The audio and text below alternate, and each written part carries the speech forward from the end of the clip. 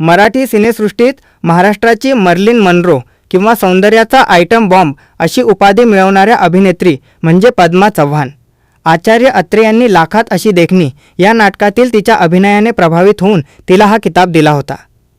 निखळ सौंदर्य आणि बोलके डोळे असलेल्या पद्मा यांनी मराठी चित्रपट आणि नाटकांमध्ये अनेक संस्मरणीय भूमिका साकारल्या.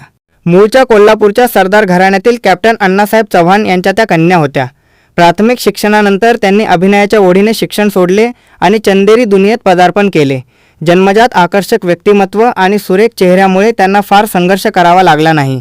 वयाच्या अवघ्या 15व्या वर्षी भालजी पेंढारकर यांच्या आकाशगंगा या चित्रपटातून त्यांनी सिनेसृष्टीत पदार्पण केले.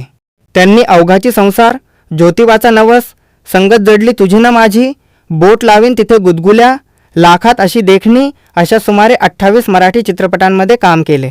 दिग्दर्शक कमलाकर तोरणे यांच्याशी त्यांचे लग्न झाले. मराठी बरोबरच हिंदी सिनेमातही पद्मा यांनी आपली छाप पाडली. आदमी, बीन, बादल बरसात आणि कश्मीर की कलीमध्ये शम्मी कपूर, शर्मिला टागोर, प्राण यांच्यासोबत त्यांनी भूमिका केल्या. बऱ्याचदा निगेटिव्ह भूमिका साकारल्या.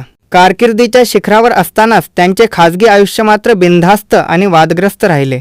पद्मा यांचे बंडखोर लेखक चंद्रकांत खोत यांच्याशी जवळचे संबंध होते असे म्हटले जायचे. खोत यांनी तर पद्मा यांच्याशी लग्न झाल्याचा दावा केला होता. मात्र नंतर दोघांमध्ये गंभीर वाद निर्माण झाले. हा वाद इतका टोकाला गेला की पद्मा यांनी चंद्रकांत खोत यांच्यावर फसवणुकीचा खटला दाखल केला. हा खटला कोर्टात 10 ते 11 वर्षे रखडला. दुर्दैवाने खटला सुरू असतानाच 12 सप्टेंबर 1996 रोजी पद्मा चव्हाण यांचे अपघाती निधन झाले. त्यांच्या अकाली जाण्याने मराठी सिनेसृष्टीने एक अतुलनीय सौंदर्य आणि अभिनयाची देणगी गमावली.